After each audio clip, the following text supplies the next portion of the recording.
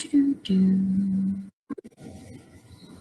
right, today we are working on factored form of a quadratic function.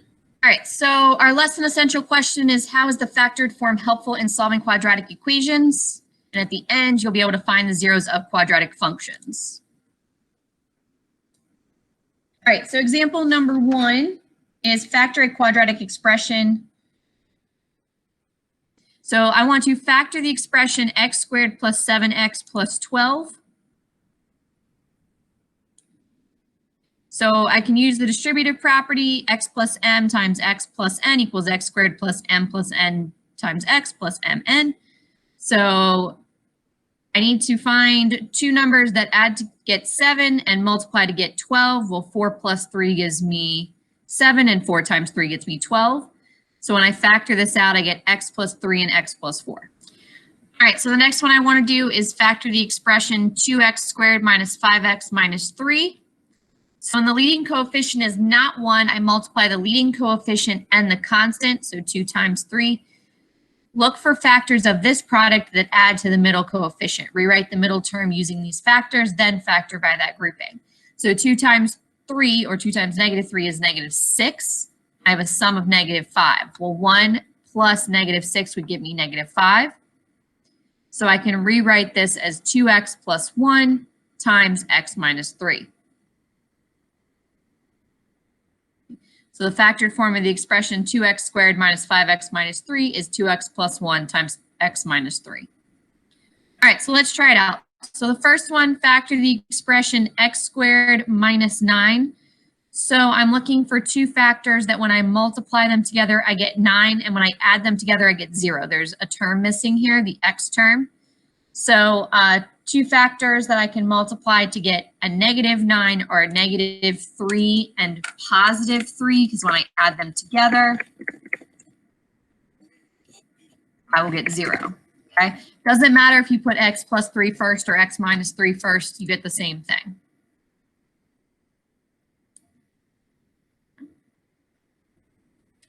Second one is 3x squared minus 7x plus 2. So I need to, 3 is not 1, so I need to multiply this by my constant, which is 2. So 3 times 2 is 6. So I need to figure out factors that when I add together, I get negative 7, but when I multiply, I get positive 6. Well, 6 plus 1, 6 times 1 is positive 6. And 6 plus 1, or negative 6, and negative 1 would get me a negative 7. So I have 2x minus 1 and x plus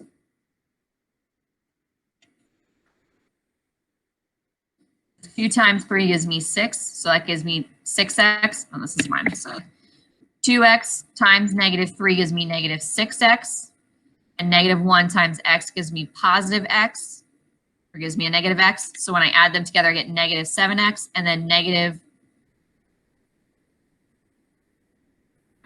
sorry, I flipped them. This should be 3 and this should be 2. 3 and 2, negative 6, 1 and x, negative 1. Negative 1 times negative 2 gives me a positive 2.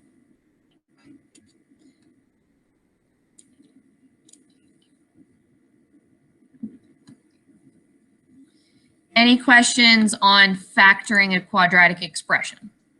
All right, example number 2. Relate factors to zeros of a function. So the graph shows the function defined by y equals x squared plus 2x minus 8. How do the zeros of the function relate to the factors of the expression x squared plus 2x minus 8? So the expression x squared plus 2x minus 8 can be represented as a product of two factors. The factors of negative 8, so that's have a sum of 2 are 4 and negative 2. 4 times negative 2 gives me negative 8, and 4 plus negative 2 gives me positive 2. So I can rewrite x squared plus 2x minus 8 as x plus 4 times x minus 2. The x-intercepts of the graph are negative 4 and 2, as we can see. So negative 4, positive 2. So the zeros of the function are x equals -4 and x equals 2. Okay, so wherever your x-intercepts are, those are your zeros. I substitute x equals -4 and x equals 2 into the factored form of the equation. Y equals -4 plus 4 times -4 minus 2, so 0 times -6 equals 0. And y equals 2 plus 4 times 2 minus 2 is 6 times 0, which equals 0. So the factors x plus 4 and x minus 2 are related to the zeros, x equals -4 and x equals 2, since each of the zeros makes one of the factors 0. Okay. So basically, long story short, I take my quadratic, I factor them. I set each one of these equal to 0. I substitute 0 back in and make sure they work.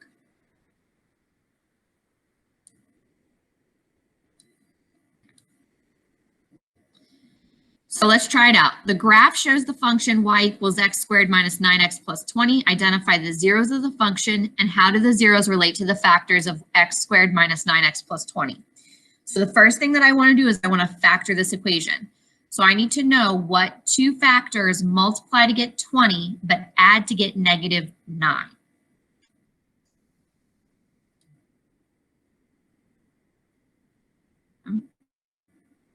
So the two factors that multiply to 20 that add to get -9 are -4 and -5. So x minus 4, x minus 5. Again, it doesn't matter which order you put these in. It could be x minus 5 and x minus 4. You can always multiply them out to make sure that your factor does work. X times x gives you x squared. -4 times x is -4x. X times -5 is -5x, which gives me the -9x. And then -4 times -5 is 20. So it does work, that is correct. So that means I need to set x minus 4 equal to 0 and solve, so that's x equals 4. Then x minus 5 equals 0 and solve, so x equals 5. So my zeros are 4 and 5. I substitute them back into my factored form.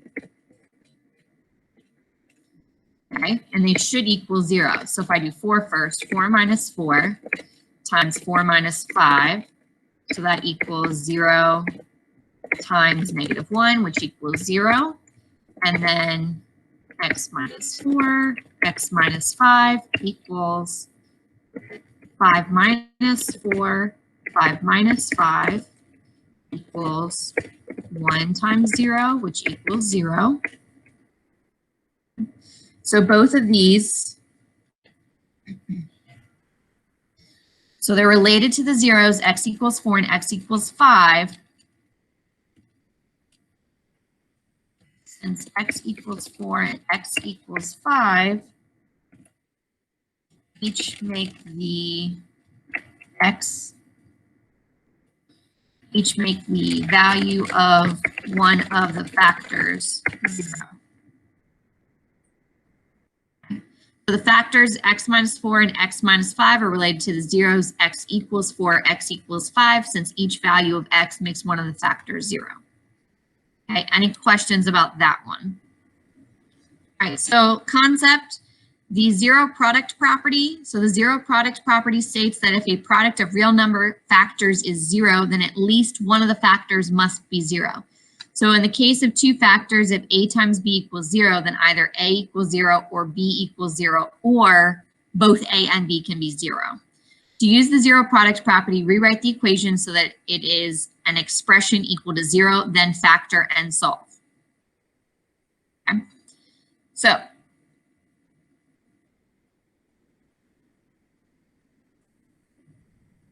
example number 3 says solve quadratic equations by factoring. So I want to solve the equation x squared plus x equals 42.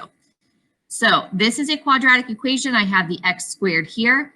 I need to get 42 onto my left side though in order to solve this. So I subtract 42 to both sides. So x squared plus x minus 42 equals 0. I need something that multiplies to get 42 but adds to get +1. Well, 7 and -6 would give me -42 and +1. So x plus 7 times x minus 6 equals 0. I set each of these factors equal to 0, and I solve. So x plus 7 equals 0. I subtract 7 from both sides, so x equals negative 7, and x minus 6 equals 0. I add 6 to both sides, x equals 0. So then I have solve the equation 2x squared equals negative 9x plus 5. So again, I solve this, so I put all my values on one side of the equation and set it equal to 0. In this case, they kept the 2x squared positive. You don't have to, you'll get the same answer. So they added 9x minus 5 to both sides.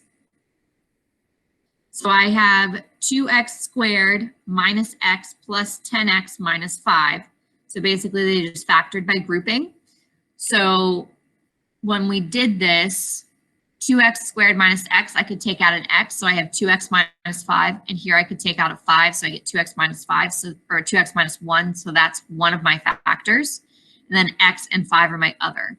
Okay, so this is also kind of like completing the square, which we'll get to later if you haven't already done it.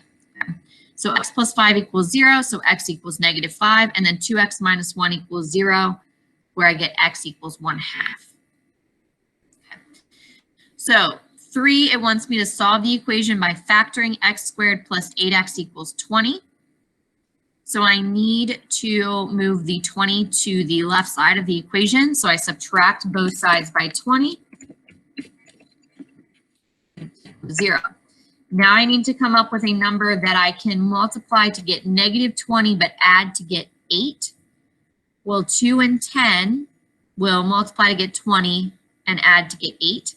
So I have x plus 10 and x minus 2 equals 0. Again, 10 times 2 is negative 20, and 10 minus 2 gives me a positive 8.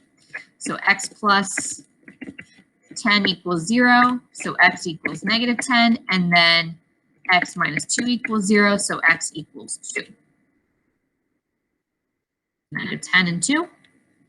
Again, it doesn't matter if you do x minus 2 or x plus 10, it's the same thing. Okay. Number 2, 2x squared equals 3x plus 2. Again, I need to get all my numbers to the same side. Okay. So I have 2x squared minus 3x minus 2, so I can rewrite this.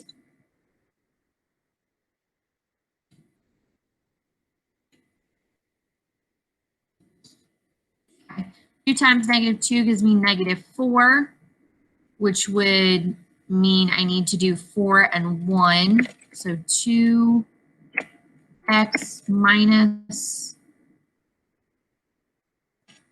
plus 1, and then x minus 2. So it should be 2x plus 2. So 2 times negative 2 would give me, or 2x times x gives me 2x squared. 2 times negative 2 is negative 4x. Nope, that doesn't work. I need 1. There we go. So that works. 2x plus 1 times x minus 2. So that means I need to solve each of these, set them equal to 0.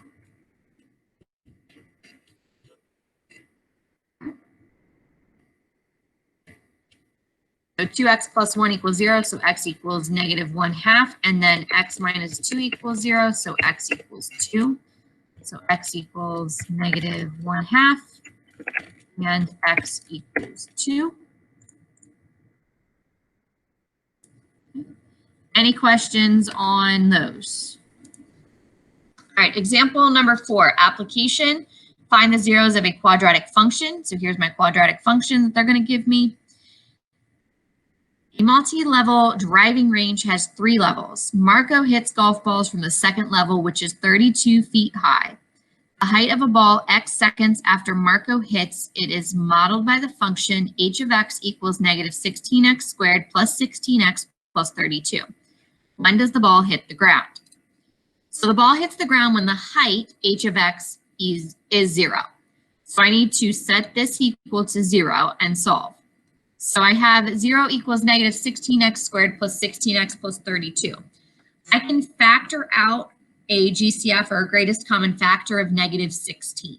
Okay, so anytime you have a quadratic function like this, see if there's anything that you can factor out first. Okay, that'll make your life a little bit easier. Okay, so when I do that, I'm left with x squared minus x minus 2, which I can factor to x plus 1 times x minus 2. I set each of the x plus 1 and the x minus 2 equal to 0. So x plus 1 equals 0 gives me x equals negative 1, and x minus 2 equals 0 gives me x equals 2. The zeros of the function are at x equals negative 1 and x equals 2. Since time has to be positive, x equals 2 is the only solution that makes sense. So this means that after 2 seconds, the golf ball has hit the ground. Okay.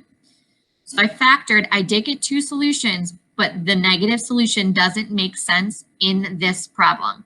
So the only one that I need is the positive. All right, so let's try it.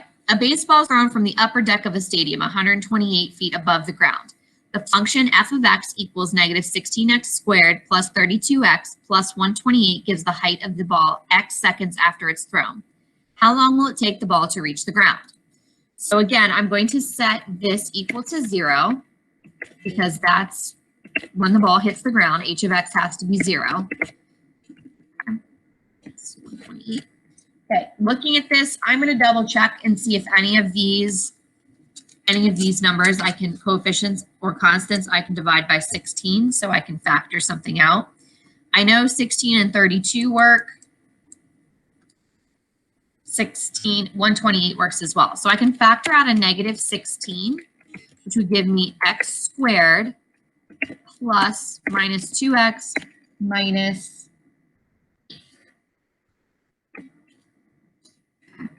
And I need to figure out what I can factor this as. So I have negative 8, which means they need to multiply to get negative 8, but add to get negative 2. Okay. So I can use negative 4 and positive 2. So x minus 4 and x plus 2. When I solve these, so x minus 4 equals 0 gives me x equals 4, and x plus 2 equals 0 gives me x equals negative 2. Since I'm talking again about time, I'm going to only deal with the positive number. So this means that after 4 seconds, the baseball would hit the ground.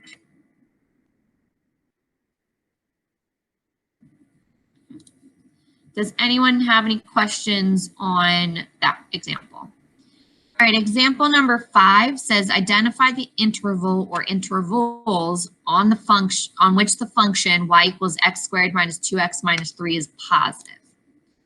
Okay, so the y values of a quadratic function can only turn from positive to negative or from negative to positive when the graph crosses the x-axis. So find the zeros of the function to identify these points. So 0 equals x squared minus 2x minus 3. When I factor it, I get x minus 3 and x plus 1.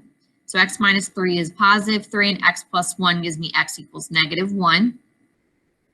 So the zeros of the function are x equals 3 and x equals negative 1. 2 zeros create 3 different intervals. So the interval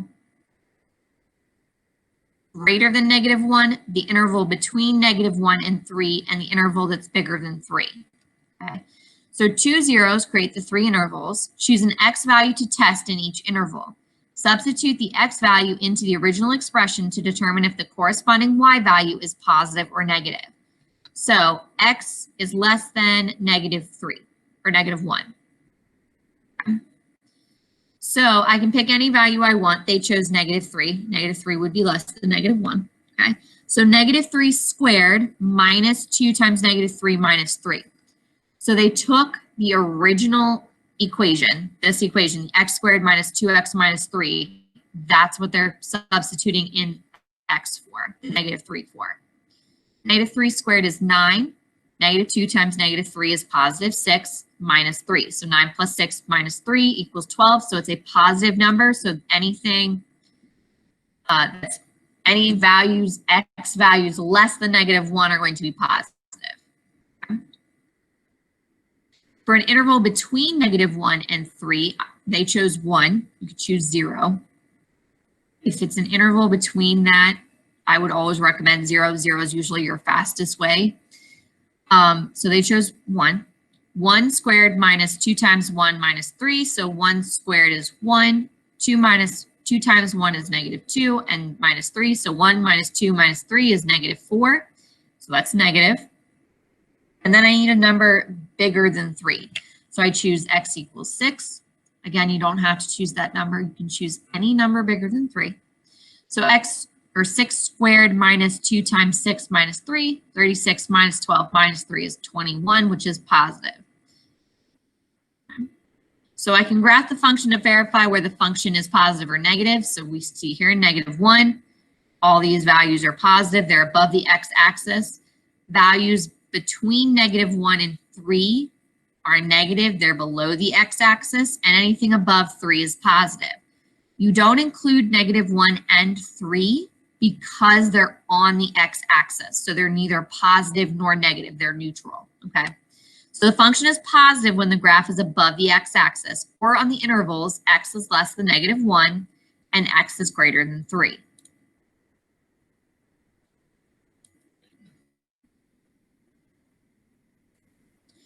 All right, so let's try it out. Identify the interval or intervals on which the function y equals x squared minus 4x minus 21 is negative. So again, I need to factor. So x squared minus 4x minus 21 equals 0. I need to find a number that multiplies to get me 21 but adds to get me 4. So 7 and 3, 7 times 3 would get me 21, and 7 minus 3, -7 plus 3 would get me that -4. So x minus 7, x plus 3. So x minus 7 equals 0, so x equals 7, and then x plus 3 equals 0, so x equals -3. So this creates 3 intervals. X is less than -3. The interval from -3 to 7, so anywhere between that, and then when x is greater than 7. I need to pick a value where x is less than -3. Pick anything that you want. I'm going to pick 4. So when x is -4, I have -4 squared minus 4 times -4 minus 21. 4 squared is 16. Minus 16, sorry, plus 16. Minus 21, which gives me 11. So this is positive. I know the interval of x is less than -3 is positive. Okay, then I have the interval from 3 to 7. Any number. I'm going to pick 0. Let's say x equals 0. So I have 0 squared minus 4 times 0 minus 21, which is -21. So that's negative. And then my last interval is x is greater than 7. So I'm going to pick 8. So 8 squared minus 4 times 8 minus 21. 8 squared is 64 minus 32 minus 21. 64 minus 32 minus 21 is positive 11. So this is positive. Okay. So negative x is -3x less than 7. It should be less than.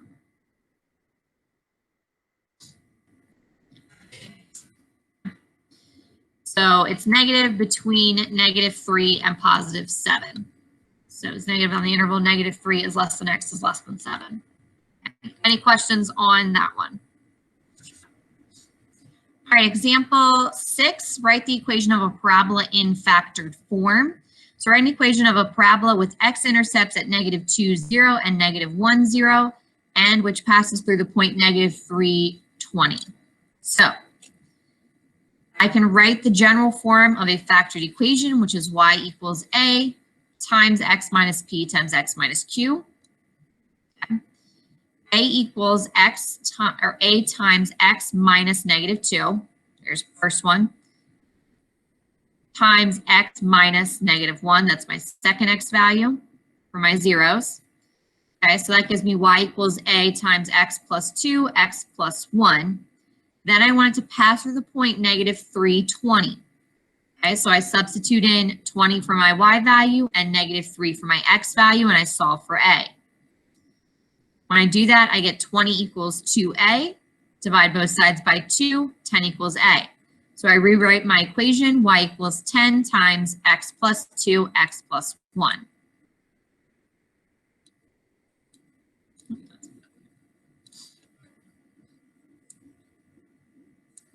All right.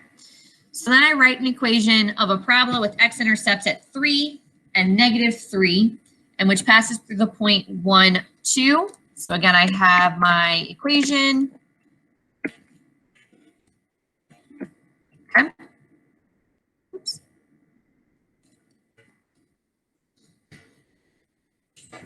I substitute in my values for P and Q.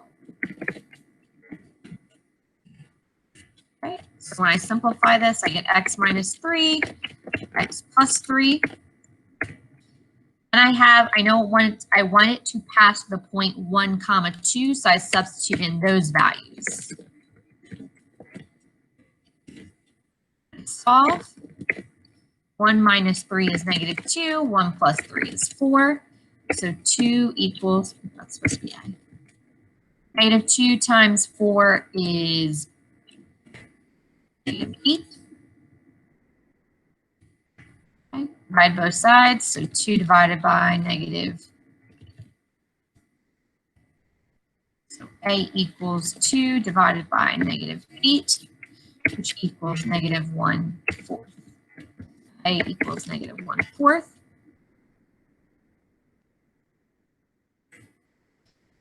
Substitute that back in.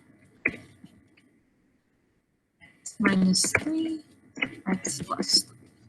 So I get y equals -1/4, x minus 3, x plus 3. Any questions on that?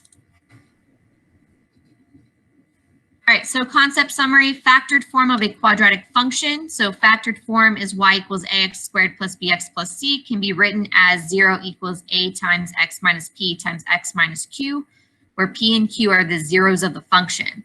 The x-intercept of the graph correspond to the zeros of the function, so 2 zeros denote 3 intervals of x values. Okay.